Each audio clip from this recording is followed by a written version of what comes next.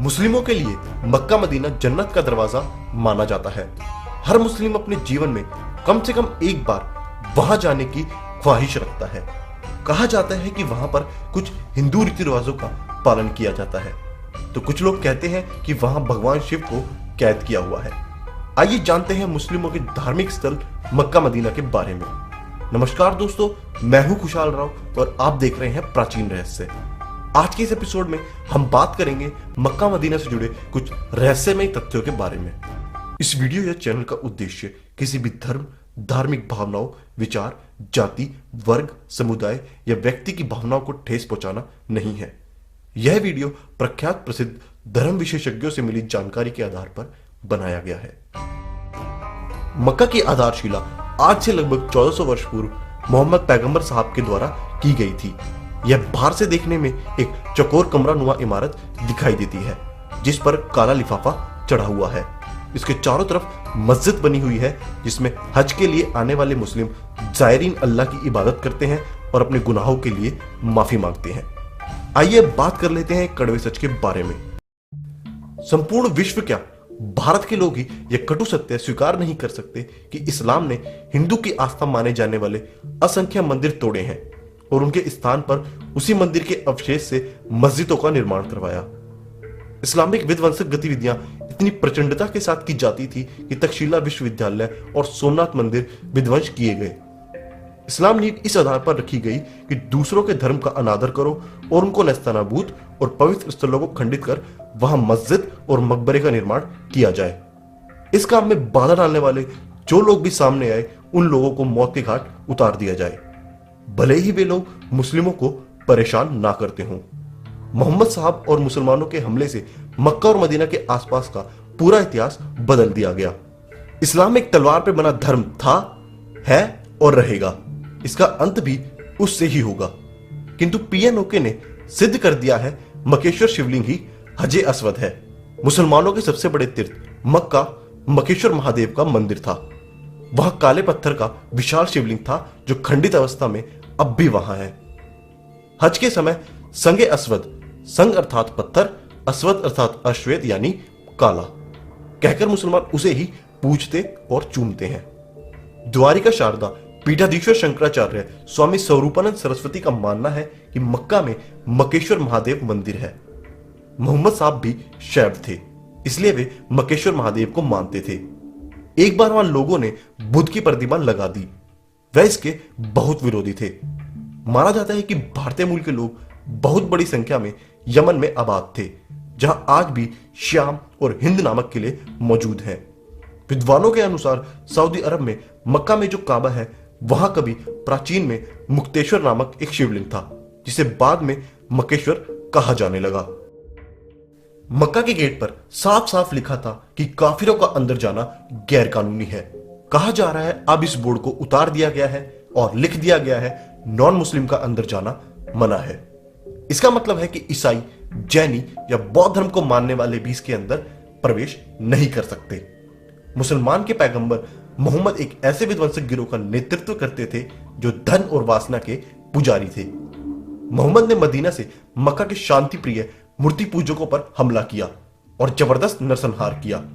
मक्का का मदीना से अपना अलग अस्तित्व था, किंतु मोहम्मद साहब के हमले के बाद मक्का मदीना को एक साथ जोड़कर देखा जाने लगा, जबकि मक्का के लोग जो कि शिव के उपासक माने जाते हैं। मोहम्मद की टोली ने मक्का में स्थापित कर वहां पे स्थापित की हुई 360 में से 359 मूर्तियां नष्ट कर दी और सिर्फ काला पत्थर सुरक्षित रखा, जिसको आज भी मुसलमानों द्वारा पूजा जाता है। उसके अलावा अल उज्जा, अल्लात और मनात नाम की 3 देवियों के मंदिरों को नष्ट करने का आदेश भी मोहम्मद ने दिया और आज उन मंदिरों का नामो निशान नहीं है। हिश्म इब्र अल कल्बी, पेज नंबर 2526। इतिहास में यह किसी हिंदू मंदिर पर सबसे पहला इस्लामिक आतंकवादी हमला था। उस काले पत्थर की तरफ आज भी मुस्लिम श्रद्धालु अपना शीश झुकाते हैं।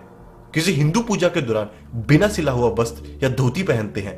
उसी तरह हज के दौरान भी बिना सिला हुआ सफेद सूती कपड़ा ही पहना जाता है। जिस प्रकार हिंदुओं की मान्यता होती है कि गंगा का पानी शुद्ध होता है, ठीक उसी प्रकार मुस्लिम भी अबे जमजम के पानी को पाक मानते हैं। जिस तरह हिंदू गंगा स्नान के बाद उसके पानी को भरकर अपने घर लाते हैं, ठीक उसी प्रकार मुस्लिम भी मक्का के अबे जमजम का पानी भरकर अपने घर ले जाते हैं। यह भी एक समानता है कि गंगा को मुस्लिम भी पाक मानते हैं और इसकी आराधना किसी न किसी रूप में जरूर करते हैं। प्रख्यात प्रसिद्ध इतिहासकार स्वर्गीय पीएन ओके ने अपनी पुस्तक वैदिक विश्व राष्ट्र का इतिहास में समझाया है कि मक्का और उस इलाके में इस्लाम के आने से पहले मूर्ति पूजा होती थी। हिंदू देवी देवताओं के मंदिर थे। गहन रिसर्च के बाद उन्होंने यह भी दावा किया कि काबा में भगवान शिव का ज्योतिर्लिंग है। पैगंबर मोहम्मद ने हमला कर मक्का की मूर्तियां तोड़ी थी। यूनान और भारत में बहुतायत में मूर्ति पूजा की जाती रही है। पूर्व में इन दोनों ही देशों की सभ्यताओं का दूरस्थ इलाकों पर प्रभाव था। ऐसे में दोनों ही इलाकों के कुछ विद्वान काबा में मूर्ति पूजा होने का तर्क देते हैं। हज करने वाले लोग काबा के पूर्वी कोने पर जड़े हुए एक काले पत्थर के दर्शन को पवित्र मानते हैं, जो कि हिंदुओं का पवित्र शिवलिंग है। वास्तव में इस्लाम से पहले मिडिल ईस्ट में पीगन जनजाति रहती थी और वह हिंदी रीति रिवाजों को ही मानती थी।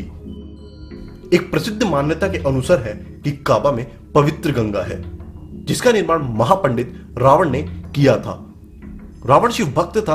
वह शिव के साथ गंगा और चंद्रमा के महात्म को समझता था और यह जानता था कभी शिव को गंगा से अलग नहीं किया जा सकता।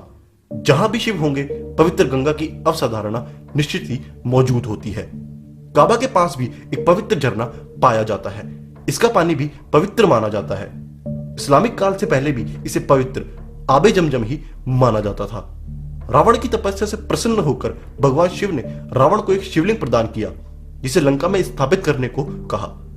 बाद में जब रावण आकाश मार्ग से लंका की ओर जाता है, परंतु रास्ते में कुछ ऐसे हालात बनते हैं कि रावण को शिवलिंग धरती पर रखना पड़ता है। वह दोबारा शिवलिंग को उठाने का भरपूर प्रयास करता है, परंतु खूब प्रयत्न करने के बाद भी शिवलिंग उस स्थान से नहीं हिलता। वेंकटेश पंडित के अनुसार यह स्थान वर्तमान में सऊदी अरब के मक्का नाम स्थान पर स्थित है। सऊदी अरब के पास ही यमन नामक राज्य भी है, जहां श्री कृष्ण ने काल्यावन नामक राक्षस का विनाश किया था, जिसका जिक्र श्रीमद् भगवत पुराण में भी आता है। दोस्तों, मैं एक बार फिर बताना चाहूंगा, वीडियो में दी गई जानकारी प्रसिद्ध इतिहासकारों और धर्म विशेषज्ञों से ली गई है। इस संदर्भ में हो सकता है आपके विचार कुछ और हो, जो आप हमें नीचे कमेंट्स में बता सकते हैं। आज के इस एपिसोड में बस इतना ही। वीडियो पसंद आए तो इसे लाइक जरूर करें, साथ ही इसे अपने दोस्तों के साथ व्हाट्सएप और फेसबुक पर शेयर करना ना भूलें। आपसे हमारा कोई वीडियो मिस ना हो, इसके लिए हमारा ये चैनल प्राचीन रहस्य सब्सक्राइब कर लें। फिर मुलाकात होगी ऐसे ही किसी टॉपिक के साथ। नमस्कार।